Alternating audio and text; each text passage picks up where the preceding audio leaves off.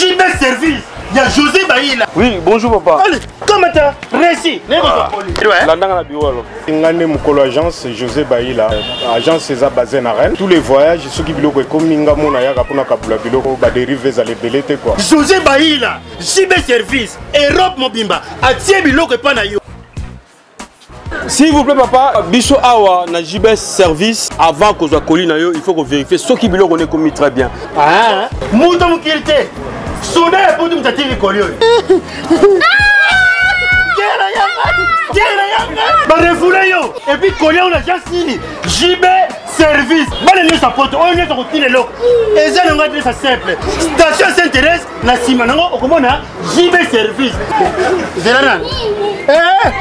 Quelle amène bah c'est carte mémoire. Oui Ziga. Je viens juste vous annoncer qu'il y aura un grand événement qui va se dérouler à Montréal. L'évangéliste Kamboudou Wale, ça va venir faire une grande conférence ici. Donc j'invite tout le monde, les jeunes, les papas, les vieux, tout le monde. Pour la croisade nene koleka na kati ya Montréal, na Canada. Venez, parce que ça sera un temps de guérison, un temps de miracle. Vous qui avez des problèmes, vous qui, je ne sais pas quelle situation vous avez actuellement, venez. Nazobenga bino boya. Oh non, ça a un problème. Songolo pakala maladie songolo. Oh kendo hôpital et moi nakateyaka. Pour le boko la nzambe za moku c'était pour na kobikisa. L'adresse ça sera au 6700 rue Transcanadienne, Montréal, Québec, à l'hôtel Odeli. Mokolo ezali le 7, le 8, le 9 juillet. Boya broza décité. Pour toute réservation pour les chambres d'hôtel, nous avons 3 hôtels à vous proposer. Le Holiday Inn, lieu où se déroulera la convention. Pour toute réservation de chambre, composez le 1-877-660-85-50. Mentionnez le groupe Les Amis de Walesa. Le Comfort Inn en composant également le 1-800-267-38-37 en mentionnant le groupe Les Amis de Walesa. Et le 3e hôtel, Quality Suite, en composant le 1-800-267-38-37 et vous mentionnez le numéro de groupe 28 24 789. Avec l'évangéliste Kamboudou Wale, vous allez avoir la solution. Ici, Antonio Cavavi à Montréal. Charisme. Charisme. Charisme. Aujourd'hui, Maxi Bien-être est reconnu comme la solution idéale au sein des couples. Dites au revoir au maux de dos et à la fatigue physique. Vous procure une force physique permanente. Chaque soir, célébrez joyeusement votre amour avec votre alter ego comme au premier jour. Peut aussi être utilisé comme une solution indéniable aux problèmes d'hémorroïdes. Ouvrez la boîte Maxi Bien-être. À l'intérieur, 6 sachets portant le logo Maxi. Ouvrez le sachet par le bord, versez le contenu du sachet dans un verre d'eau tiède, mélangez avec une cuillère et c'est tout. Pour vous procurer Maxi Bien-être, c'est facile. Appelez au numéro 00 33 78 220 12 51 et 00 33 14 16 77 751. Allez sur le www.maxibienêtre.com pour trouver un revendeur agréé près de chez vous. Salut, c'est moi, votre sœur Nissa, à 100% grâce. Naël ici, c'est pas la bien ballon, na good news, monsieur. Bandeko Batuna, Bakozo, Box, Wanande, nous avons une spéciale offre pour 70 livres, 70 livres pour la Bandeko à Paris, les Bolo Barba. Au Zubox, na ba chaîne ya Congo, nous avons B1, nous avons ba télé 50, ba chaîne New York, Limbi Kotala. Au niveau de la chaîne à français et la 4, ba chaîne en anglais, voire même ba chaîne ya anglais, il y a ba movie, ba sport. Aux gens de chaîne sur la musique, na 70 seulement, na abonnement gratuit il y a 1 mois. Après, chaque mois, on va de foot 15 livres, il y a Pamba, il y a Bouykouzangate, Opa, Kalate, Oumelate, Silanango, Zouabox Nayo. Raph Ngindou, le présentateur de la force créative Congo Promo. Boroto, c'est la force militaire de Congo Promo. Et faites comme moi, allez voir Congo Promo, tv5.com. Donc au nom de Jésus-Christ, nous bénissons le Congo Promo. Oh, les amis, bienvenue à l'AFMI Ouest, un programme de Blaise Mukenge. Aujourd'hui, j'ai un invité en ligne depuis Kinshasa. Ah là là là là là là, la ligne là. Ok, la ligne est rétablie. Je disais que oui, la ligne a un peu coupé, mais elle est rétablie. Je disais dans l'introduction que j'ai en moi en direct de Kinshasa Monsieur Michel Beaufoy qui va devoir se présenter pour nos éditeurs. Michel, bonjour. Bonjour. Bonjour, cher journaliste. Oui. C'est Monsieur Michel Beaufoy. Oui, oui. Je suis secrétaire général adjoint de l'UDA au Genève. Ok. Quelle autre fonction que vous jouez à part le secrétariat au niveau de l'UDA? Non, on est membre du directoire du parti. Ok. Et à ce titre, et spécialement, nous nous occupons de l'implantation ainsi que le suivi de toutes les fédérations. On chapeaute le pôle implantation et vie du parti. Ok. Je sais que vous faites partie de la dynamique de l'opposition qui, à son tour, fait partie du rassemblement. La question qui va droit vers vous, comment se porte le rassemblement dans ces jours? Le rassemblement se porte bien. Nous venons là d'achever un travail laborieux qui était consacré à doter le rassemblement d'un règlement d'ordre intérieur. Ça a été fait et le président du rassemblement, la personne de Félix Tshilombo Tshisekedi, est en train à signer, ainsi que différentes plateformes, nous avons signé cet outil de travail pour réguler le fonctionnement de cette grande structure de l'opposition congolaise. Et donc, à ces niveaux, nous préparons maintenant à tracer notre ligne de défense par rapport aux enjeux de l'heure et par rapport aux élections. Ok, première question. Le déplacement du président Kabila vers Kananga, comment vous interprétez ce déplacement pendant ce temps? Les déplacements du président à Kananga, c'est la question, parce que la ligne elle est un peu brouillée. Oui, après je comprends que vous demandez quelle est notre position par rapport au déplacement de Kabila à Kananga. Au voyage du président à Kananga. Oui, Kabila à Kananga, oui, parce que il n'a fait que confirmer un dicton de juristes, et surtout des criminologues qui disent que le meurtrier rentre au lieu du meurtre. Donc, il est rentré au lieu du meurtre parce que depuis septembre de l'année passée, que le massacre de tous nos frères dans le Kasaï central a commencé. Il n'y a que maintenant où on a enterré des gens dans des fosses communes, que le meurtrier, le commanditaire, l'auteur intellectuel de ces atrocités et de ce massacre vient de descendre sur terrain. Et donc nous constatons au niveau de l'UDA qu'il n'a fait que faire respecter cette règle. Et voilà pourquoi son séjour est tellement infructueux sur place que la médisance et le mépris lui réservé par la population locale en dit trop. Et donc c'est comme ça que nous disons, d'abord c'est un non-événement pour toute la population du Kasaï central, et aussi c'est une leçon que nous n'avons pas d'État. Oui, mais votre président, en tant qu'élu du Kasaï central, je sais que dernièrement il a donné un point de presse, là où il a avancé des chiffres dont la majorité présidentielle semble rejeter. Quel êtes-vous par rapport à ce recadrement-là de la MP, par rapport au point de vue de votre président sur les probables statistiques au niveau des tueries à Kananga? Non, mais déjà, vous dites que c'est un élu du terroir. Le président Claudel Baye, parce qu'il s'agit de lui, président de l'UDA, le territoire de Dibaya, le territoire de Kazumba, le territoire de Luisa, qui ont été touchés par des atrocités et par ce massacre organisé intellectuellement et de manière barbare par ceux qui sont censés protéger la population, c'est-à-dire la garde républicaine, la police maquillée et aussi une milice qui a été importée du Katanga chez Gédéon.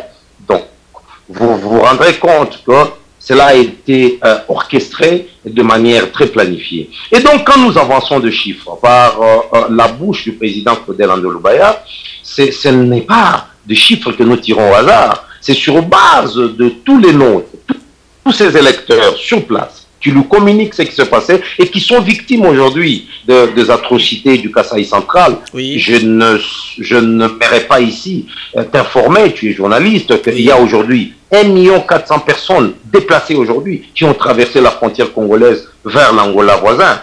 Et donc, si nous avançons ces chiffres, il est normal que le cacique de la majorité présidentielle puisse s'accorder, s'attacher de manière hasardeuse, comme quelqu'un qui se noie dans un océan et qui s'attache à un morceau de bois qui surnage. Et donc c'est un peu ça. Ils sont dans tout ce petit réflexe-là. Mais nous donnons des chiffres sur terrain et nous disons que c'est vérifiable. Quelle est la véracité de la présence de Gédéon Kyungu ex-Chinja Chinja à Kananga? Est-ce une spéculation ou une réalité? Est-ce qu'il y a une preuve tangible de sa présence à Kananga? Revenez, je n'ai pas bien entendu la question. J'ai dit, est-ce qu'il y a une preuve tangible de la présence de Chinja Chinja Gédéon? Parce que je sais qu'elle est aussi dans la liste de gens qui ont été frappés par l'Union européenne. Mais est-ce qu'il y a une preuve? Il y a un faisceau, monsieur le journaliste, il y a un faisceau d'indices cohérents qui nous pousse aujourd'hui à croire que le modus operandi sur terrain, dans la décapitation systématique de la population, c'est un mode opératoire des Gédéons et de sa milice. On l'a vécu dans le Katanga et nous l'avons récemment vécu dans le Kasaï central. Et d'ailleurs, certains ont été arrêtés. C'est ça qui a porté la communauté internationale et ici, précisément l'Union européenne, à mener ces sanctions jusqu'au niveau de la personne de Gédéon. Donc rien n'est allégué au hasard. C'est sur base de preuves, c'est sur base des indices probants que nous disons, nous, au niveau de l'UDA, que cela a été fait comme cela. Oui, parlons maintenant de la CENI, rentrons à Kinshasa. Le dimanche passé, M. Kabila est allé s'enrôler. Comment vous interprétez ce message-là? Mais l'enrôlement de Joseph Kabila est un non-événement. D'abord, il s'enrôle 2 fois. Je veux savoir comment il porte 2 cartes d'électeur. Où est-ce qu'il s'est enrôlé pour la première fois? Il s'est enrôlé 2 fois pour un même scrutin. Il s'est enrôlé 2 fois. C'est une anomalie que M. Nanga, président de la CENI, doit nous expliquer. Mais deuxièmement, c'est un non-événement. C'est-à-dire que c'est un citoyen congolais qui doit s'enrôler comme tout autre citoyen congolais. Et d'ailleurs, je suis content que lui, qui ne doit pas être candidat, qui ne doit pas être candidat à l'élection présidentielle, puisse s'enrôler. Mais j'aurais voulu qu'à cette occasion, qu'il puisse encore marquer l'histoire en signalant que même s'il s'enrôle, il ne s'enrôle pas pour être candidat président. Et donc, mais il ne l'a pas fait, comme c'est un habitué des échecs d'entrer dans l'histoire du pays. Il a encore brillé par son indélicatesse de ne pas saisir de cette opportunité et pouvoir, n'est-ce pas, fixer l'opinion nationale sur ces points-là. Mais seulement nous savons que nous allons faire échec à toute velléité de sa part et de la part de toute sa famille politique de vouloir nous dribbler. Il ne dribblera pas tout le peuple. Il nous a trompé peut-être une fois, il nous trompera une deuxième fois, mais il ne trompera pas tout un peuple pendant toute sa vie. Je pense que demander à Joseph Kabila de déclarer officiellement qu'il ne va pas se présenter à la présidence, ça c'est lui demander de ramasser les chiffons de la belle-mère qui est tombée. Pour continuer maintenant, je voudrais que vous puissiez nous rassurer que vous surveillez l'opération d'enrôlement dans la CENI, parce que Nang avait commencé bien sa campagne depuis qu'il avait annoncé débuter, si je m'abuse bien, l'Équateur et puis dans la province orientale. Est-ce que votre parti, en particulier l'UDA, pour ne pas parler du rassemblement, surveille ces opérations-là d'enrôlement? Nous avons l'enrôlement, la surveillance de l'enrôlement, ce n'est pas notre tâche d'abord.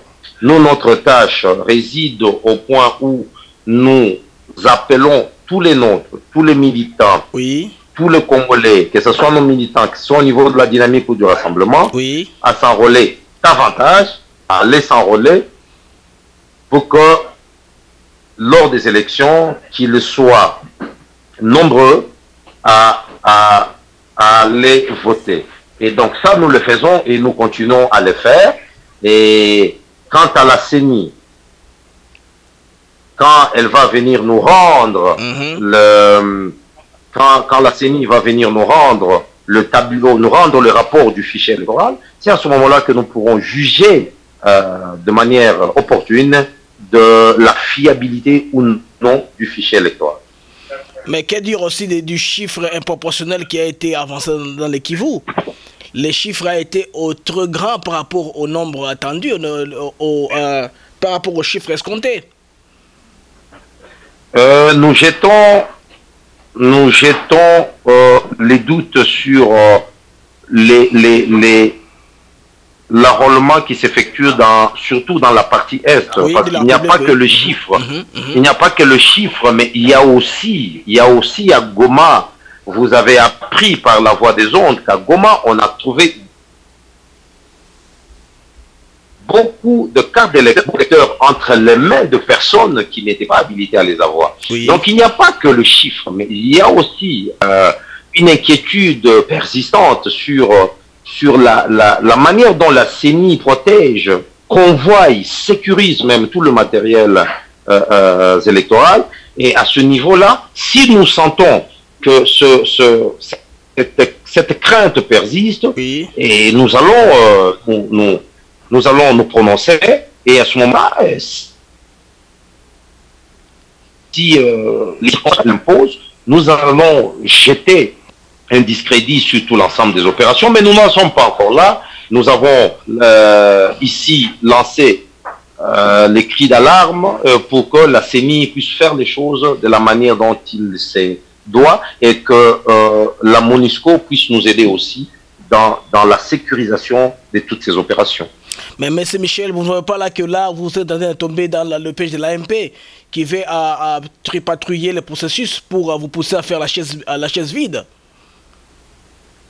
Non, nous ne tombons dans aucun piège. Nous gardons notre vigilance tout azimut.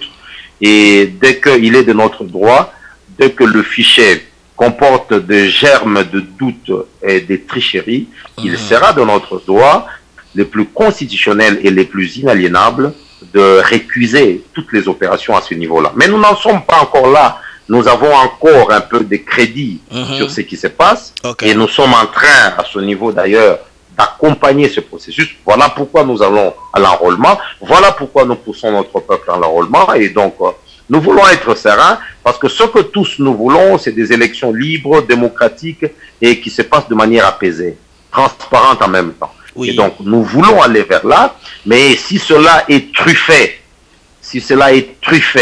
des indices de tricherie, oui, nous ne manquerons pas, nous n'avons pas la langue dans nos poches, nous ne manquerons pas de décrier cela et de faire surseoir tout ce qui a été fait jusque-là, ce qui sera dommage parce que les millions de la République ont été versés pour cette opération, donc nous ne voulons pas que le contribuable congolais puisse perdre de son argent par des aventures que les aventuriers au pouvoir depuis 16 ans sont en train de faire payer à la population congolaise.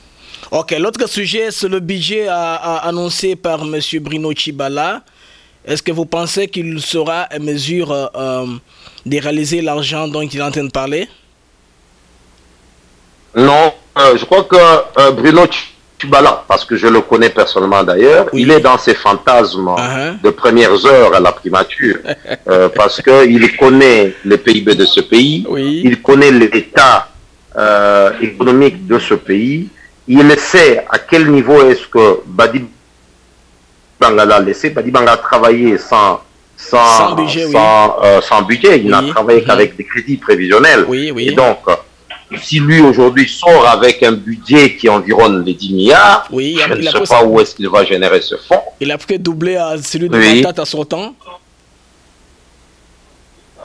Pardon? Il a poussé doubler le dernier budget de Matate avant la fin de sa primature. Oui, mais qui n'a pas été mis en application. Et donc aujourd'hui, il est en train de nous exprimer le fruit de l'imagination créatrice, ne reflète pas la réalité sur le terrain, la réalité économique et financière de la population congolaise. C'est comme ça que nous avons demandé, nous au niveau de l'UDA, par le biais encore du président Claudel André Lubaya, nous avons demandé au Premier ministre et son gouvernement que carrément d'ailleurs aux élus de rejeter ce projet de budget et de nous faire un projet de budget réaliste à la mesure de avoirs et de la production congolaise. Le budget, il doit être relatif à ce que le pays produit. Il doit être relatif à ce que le produit exporte. Mais à ces deux niveaux-là, nous n'avons rien qui soit parallèle, qui soit concordant aux chiffres imaginaires que le gouvernement, par ses techniciens financiers, qui n'ont fait que quelque chose d'hasardeux, et ils sont en train de prendre le pays à la légère, et l'économie du pays à la légère. Voilà, camarade. Oui, comme ils sont en train de, je pense, de mener les affaires courantes, vous voulez quand même donner la chance de réorganiser les choses. Ma question suivante est que, à propos de l'enrôlement, est-ce que vous êtes déjà enrôlé, vous et votre président, les membres du parti, au niveau de Kinshasa? Le président Claudel Lubaya est un élu du Kasaï central, dans la circonscription de Kananga. Et moi-même, je suis candidat député provincial dans la même circonscription à Kananga. Nous avons été à la CENI il y a quelques semaines et nous avons demandé, nous UDA, dans une délégation conduite par le président Claudel Lubaya, nous avons été à la CENI où nous avons demandé au président de la CENI de nous organiser dans le plus vite l'enrôlement dans tout l'espace qui a été atteint par les atrocités qu'on appelle Kaminasapu. Et donc nous attendons que l'enrôlement commence à Kananga, à Dibaya. Ok, maintenant quand vous serez élu du coin, là, à Kazumba, à Luisa, les productions y descendent. Pardon? Alors, vous êtes toujours là? Je suis là, monsieur le journaliste. Oui, j'ai une question là qui me tique un peu à l'esprit. Vous semblez être plus un parti plus pro-Kananga. Est-ce que vous avez aussi des membres dans le reste du pays, des provinces du pays? Non, nous ne sommes pas un parti de Kananga. Comment vous pouvez réduire tout un parti national qui a de l'ancrage sur la nation?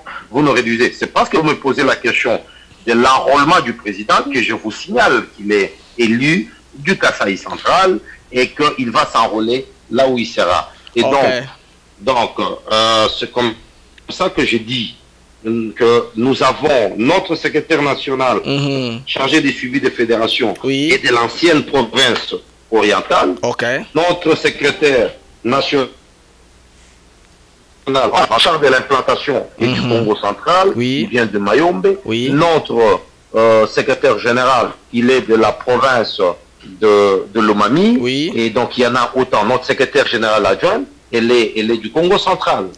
Donc nous ne sommes aucunement un parti régional. Merci bien, monsieur Michel. Je voudrais avoir une question là par rapport au bruit que nous recevons dans la diaspora. Je ne sais pas si les bruits sont déjà arrivés au niveau de Kinshasa. Il y a eu une réunion qui s'est faite aux États-Unis où on a donné l'Angola la charge de stabiliser la région. Et les compatriotes sont en train de parler de plus en plus de bruit de bottes incessants vers la RDC. Quelle est la réaction de l'UDA par rapport au probable bruit des bottes dans le pays? Vous parlez d'une réunion qui s'est tenue aux États-Unis, c'est ça? Oui, là on a responsabilisé l'Angola de stabiliser la sous-région et cela a créé une rumeur selon laquelle il y aura un probable bruit de bottes dans quelques jours qui vient là. Je ne sais pas quelle est la position de l'UDA si une autre guerre s'est déclenchée. Nous sommes un parti pacifiste. Nous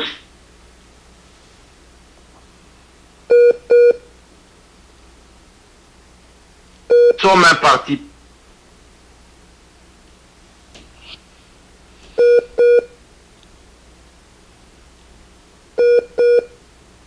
pacifique. Allô? La ligne était entrecoupée, je réponds à la question. Allô Michel?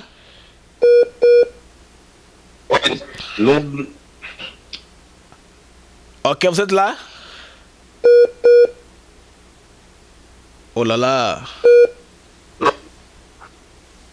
Votre ligne est en train de se détériorer. Nous voulons gagner les élections. Allô? Votre ligne, la ligne est en train de se détériorer là. Tout ce que vous nous avez voulons parlé. Gagner. Je voudrais qu'on reprenne ma question. Je vais reprendre ma question parce que on a presque rien enregistré pendant au moins 2 minutes. Je voulais dire quelle est la position de l'UDA face à une probable guerre. Parce que vous savez que nous ne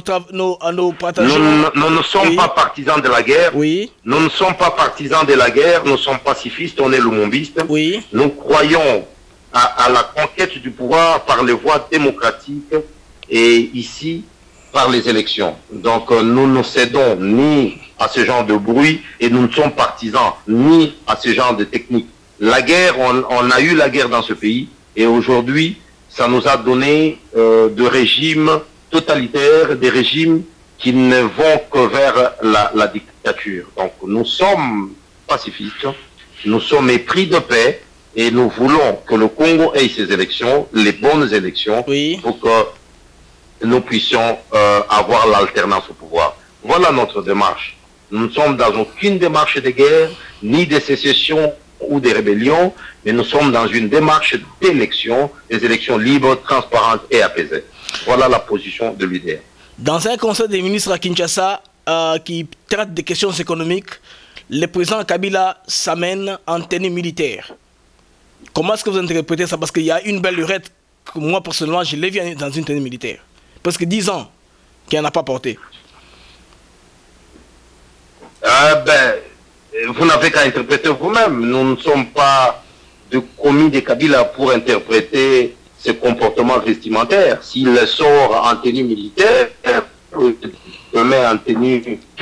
il peut même sortir en tenue de bain. Ce qui est important pour nous, c'est que ce qui est important pour nous, c'est que son mandat est déjà fini.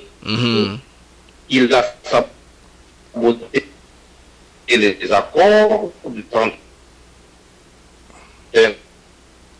décembre. C'est que nous n'avons pas le temps, nous, pour nous plonger dans ce genre d'analyse ou de commentaires. Ok, une dernière question. Je sais que vous êtes homme de Dieu. Spirituellement, comment est-ce que vous pouvez décrire la situation actuellement qui se passe en RDC? Spirituellement. Spirituellement, là, tu me poses la question comme un spirituel ou comme un politique? Comme un homme de Dieu. Spirituel. Non, spirituellement, comme un homme de Dieu, je vous dirais simplement que je crois que le Seigneur, à l'instar des enfants d'Israël, quand le temps de la libération s'est approché, et la répression de Pharaon et de tous les peuples d'Égypte qui réprimaient Israël avait augmenté jusqu'à des niveaux inquiétants. C'est alors que la délivrance, c'est alors que la libération de ce peuple a eu lieu. En tout cas, merci beaucoup, M. Michel. Et c'est moi qui vous remercie. Merci beaucoup d'avoir pris part à mon programme. Je pense qu'on va se parler lundi de ce 4 au matin. À la prochaine. Merci beaucoup. Merci. Passez une très bonne journée aux États-Unis. Vous êtes encore le matin chez vous et nous resterons à vos services à tout moment. Ok, merci. Eh bien les amis, c'était là M. Michel Beaufoy, il s'est présenté lui-même comme membre de l'UDA. Alors demain je vous remets un autre numéro, ou dans quelques heures, un autre numéro avec Lopez Césabo depuis l'Australie. Nous allons faire une interaction, bien sûr en vidéo sur Skype. Nous allons discuter de certains points choquants de la RDC, notamment nous allons parler de la visite du président Kabila à Kananga. Il va aussi lui nous parler du concert des musiciens congolais en Europe.